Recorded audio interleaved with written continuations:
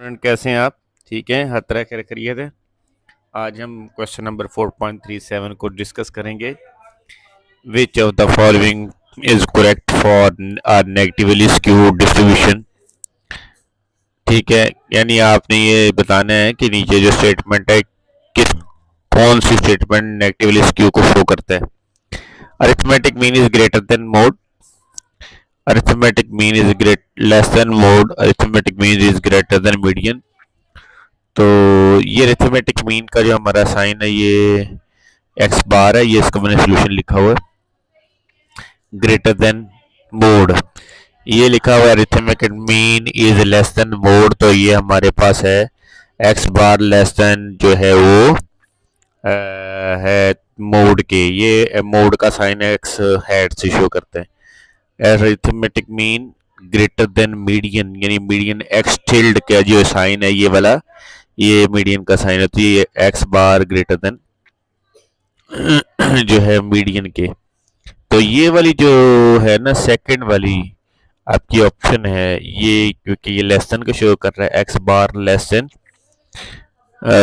Mode, X mode यानी X hat जो है ये रेक्टेंगल स्क्यू को शो करता है। इसके लिए हम ये करते हैं कि जो हमारा जो है ना लेफ्ट हैंड की तरफ ये वाला, जब ये लेफ्ट हैंड का अगर हम करें ना बेंड करें तो ये इस तरह की कंडीशन बनती है, तो हम आसानी के लिए इसको नेगेटिवली स्क्यू जो है इसको बोलते हैं। अस्सलाम वालेकुम स्टूडेंट, आज हम क्वेश्चन नंबर 4.38 के बारे में भी डिस्कस करेंगे। What would be the shape, shape क्या बनेगी इनकी, क्या होगी, and name of the distribution if, यानी अगर ये हमारे पास ये कंडीशन दी हो, ये हमारा क्वेश्चन है। आगे मैंने इनका ये सोल्यूशन निकाला हुआ है, ये वाला ना, ये हमारा सोल्यूशन है इस साइड वाला, और ये जो है वो हमारी वो है क्वेश्चन है mean equal to median, median equal to mode.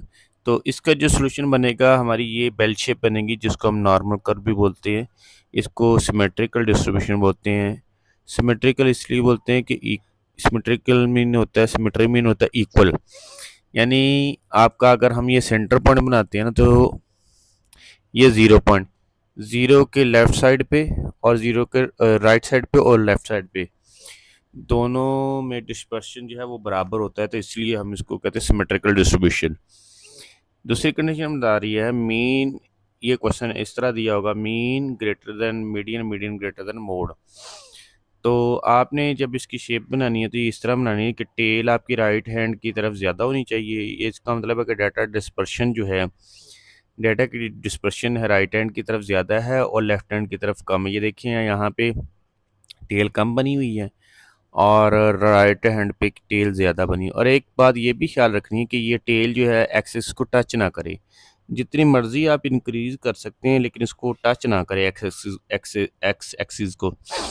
तो ये पॉजिटिवली स्क्यू है। पॉजिटिवली स्क्यू में हमेशा डिस्पर्शन ज़्यादा होती है, यानी टेल जो है ये डायग्राम की राइट हैंड की तरफ ज़्यादा होगी, तो हम इसको कहेंगे पॉजिटिवली स्क्यू। तीसरे कंडीशन है हमारे पास mean less than median, median less than mode.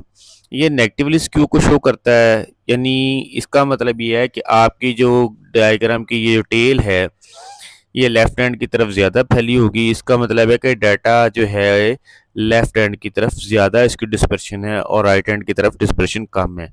इस वजह से इसको हम नेगेटिवली स्क्यू, इसको पॉजिटिवली स्क्यू और इसको सिमेट्रिकल बोलते हैं। इसका 4 क्वेश्चन दिया हुआ, कहता है बीटा वन या B1 भी लिख सकते हैं। बीटा 1 या B1 इक्वल टू 0 हो और अगर बीटा 2 इक्वल टू 3 हो तो इसमें शेप क्या बनेगी और इसका नाम क्या शो करेंगी। तो मोमेंट्स के अंदर बीटा 1 हो या B1 हो, तो अगर तो उसका आंसर 0 के बराबर आए तो ये सिमेट्रिकल कंडीशन को शो करता है, ठीक है, सिमेट्रिकल डिस्ट्रीब्यूशन को। और बीटा 2 या B2 ये कार्टेसिस को शो करता है। इसमें 3 किस्म के कार्टेसिस होते हैं। अगर B2 का आंसर इक्वल टू 3 हो तो वो मेसोकार्टिक या नॉर्मल कर्व, यानी ये सिमेट्रिकल डिस्ट्रीब्यूशन ही को शो करता है। सिर्फ यहाँ पे बीटा 1 B1 और ये बीटा 2 या B2 ये कर्टेसिस को शो करते हैं और ये स्क्यूनेस सिमेट्रिकल डिस्ट्रीब्यूशन उनको शो करते हैं। अगर B1 या बीटा 1 का आंसर 0 हो तो सिमेट्रिकल डिस्ट्रीब्यूशन कहेंगे। अगर B1 या B2 का आंसर 3 के बराबर हो तो उसको मेसोकार्टिक यानी नॉर्मल कर्व भी कह सकते हैं इनको। ठीक है, इसी तरह क्वेश्चन नंबर 5 है, उसमें भी बीटा 1 और B1 जो है वो आपका वो 0 के बराबर है। ठीक है, तो ये भी आपको सिमेट्रिकल, अभी मैंने आपको बताया कि जब भी इसका आंसर 0 हो, ठीक है, तो वो सिमेट्रिकल डिस्ट्रीब्यूशन को शो करता है। कोई कंडीशन नंबर 6 है, यहाँ पे B2 का आंसर यानी बीटा 2 का आंसर 5 लिखा हुआ है। वो कह रहा है कि अगर बीटा 2 या B2 का आंसर मोमेंट्स के अंदर जब इसको सॉल्व करते हैं अगर 5 आंसर आएगा तो वो लेप्टोकार्टिक को शो करता है। यानी इसकी जो पीक है ना, हाइट, इसकी पीकनेस जो है वो वाई एक्सिस की टेंडेंसी यानी वाई एक्सिस की तरफ हो जाती है। यानी इसकी पीक ने जैसे जैसे ये वैल्यू बढ़ती जाएगी वैसे वैसे इसकी जो हाइट है यानी पीकनेस है वो बढ़ती जाएगी। इसको हम लेप्टोकार्टिक का नाम देते हैं जब B2 या बीटा 2 का आंसर 5 यानी 3 से 5 से मुराद ये है, ये 5 से मुराद ये नहीं है कि वो 5 के बराबर ही होगा तो तब भी होगा, नहीं। यानी इसका असल में ये है कि अगर B2 का आंसर ना ग्रेटर, ये स्टैंडर्ड इसकी जो है ना हाइट ये है 3 है।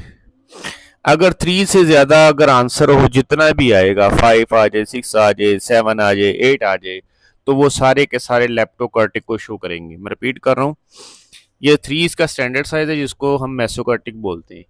अगर 3 से B2 का आंसर यानी बीटा 2 का आंसर जितना मर्जी बड़ा आ जाए, 5 आ जाए, 6 आ जाए, 7 आ जाए, 8 आ जाए, 9 आ जाए, तो वो लेप्टोकार्टिक की कैटेगरी में आएंगे। इसलिए ये ऊपर लिखा ना बीटा 2 5, तो ये 3 से ग्रेटर देन है, तो इस वजह से ये जो है लेप्टोकार्टिक की कैटेगरी को शो करेगा। ठीक है, अब ये बीटा 2 का आंसर इक्वल टू 3 यानी ये 3 के स्टैंडर्ड इसका 3 उन्होंने रखा हुआ है, तो ये मेसोकार्टिक को शो कर रहे हैं।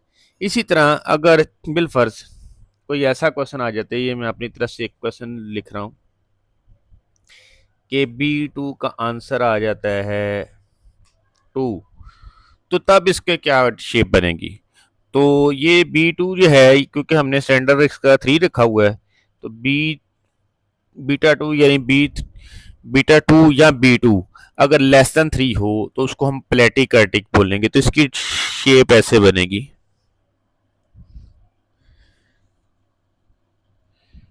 ठीक है, इसकी शेप यू बनेगी, यानी ये इसकी जो हाइट है ना ये एक्स एक्सिस की तरफ हो जाएगी। ठीक है, यानी इसकी हाइट जो है कम से कम होते होते होते फ्लैट हो जाएगी। इसको हम कहते हैं प्लेटिकर्टिक,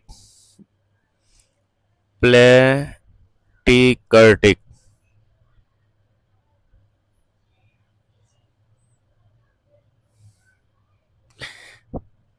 ठीक है जी, इसको हम प्लेटिकर्टिक बोलते हैं। ये जी, इस तरह की जो डायग्राम होती है ना इसको प्लेटिकर्टिक, क्योंकि इसका आंसर देखो ना B2 इक्वल टू 2, तो ये 3 से लेस है। जितने भी 3 से लेस होंगे ना वो प्लेटिकर्टिक में आएंगे। ठीक है, क्लियर हो गया। और जिसका आंसर 3 के बराबर होगा वो मेसोकार्टिक में, ये किसमें, मूवमेंट्स में। तो डियर स्टूडेंट, मुझे उम्मीद है कि ये क्वेश्चन आपको अच्छे से समझ आ गए होंगे। तो अगर मुझे वीडियो अच्छी लगे तो इसको लाइक किया करें, शेयर किया करें और सब्सक्राइब किया करेंगे। तो अगर कोई आपको कोई मसला हो तो मुझसे आप डिस्कस करें, इंशाल्लाह आपको अच्छे से गाइड किया जाएगा। अल्लाह हाफिज़।